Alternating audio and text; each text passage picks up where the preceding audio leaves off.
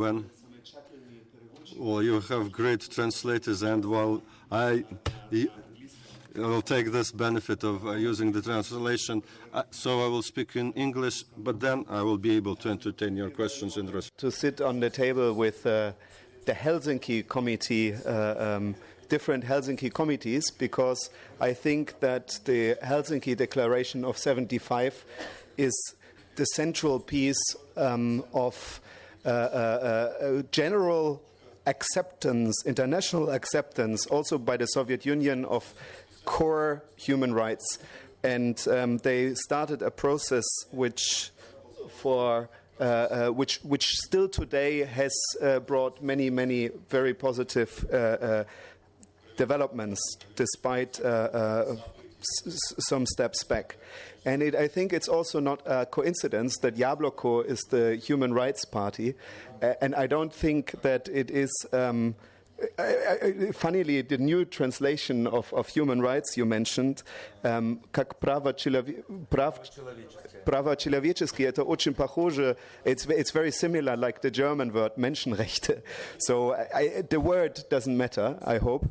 But it's not a coincidence, because I think that for liberals in general, at the center is never the economy, but individual freedom and responsibility. And that means human rights, civic rights, and rule of law.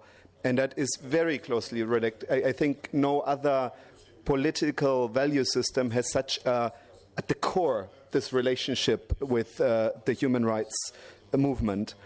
And I think there is one thing when you mentioned about Great War. Of course, I think also that the biggest evil are totalitarian systems like the Nazi dictatorship. But one has to remember also that the Stalin totalitarian regime was quite happy to cooperate with Nazi Germany for some time till it was attacked. And I also believe that if Stalin hadn't had killed all revolutionary generals, that the German army could have stopped earlier. So I don't put this to the achievements of Stalin, but of the Russian people. So liberals, I think, when you have at the core the civic and human rights, you're automatically the enemy of any totalitarian system, and totalitarian means mass mobilization and control, which does not allow individual freedom and responsibility.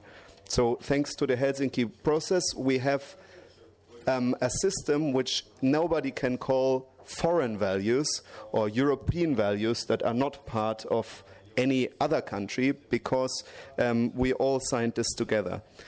Now, very briefly about the Friedrich Naumann Foundation. The Friedrich Naumann Foundation for Freedom, as the full name is the German liberal foundation, and we want, in our 60 offices around the world, we want to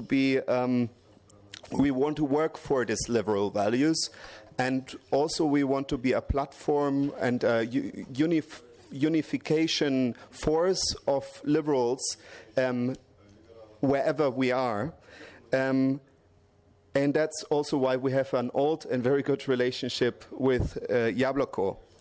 So what do we do for human rights, coming back to the topic? We do the same things what we do in general when working for our values. It's publications and it is dialogue. It's debates mainly, which we organize, both as part of the German-Russian dialogue, I would say the liberal part of the German-Russian dialogue, as well as supporting the inner Russian dialogue. And the same in Germany, we do a very similar thing. We also we publish about the real situation, so the call of Grigory Yavlinsky that we should make better known what is going on, I think is also a central part, and we give the platform for liberals also to take part in events, in discussions in Germany. As examples, recent examples, now we cooperate also with the Moscow Helsinki Committee on some exchange We cooperate. Recently, we were in St. Petersburg, and together with Nikolai Rybakov, we had a big discussion. That's now the little advertising moment of the first presentation was in St. Petersburg of the book of Gerhard Baum, former German Minister of Interior, who even in tough times, when there was Red Brigades attacking the democratic foundations of Germany, was an interior minister who, very rare for interior ministers, made sure that the police shouldn't get too much powers to fight the terrorists, but that the open society is the bigger fighter against terrorism. And then he is also very good as a fighter for human rights. Since then, he went to many court cases to the highest court in Germany, the Constitutional Court, in recent years, to attack naruszenie, как по-английски, violations of constitutional rights in Germany very successfully. And he wrote a book more about the German situation, Protect the Basic Rights. And it was very interesting to me how big the reception here was.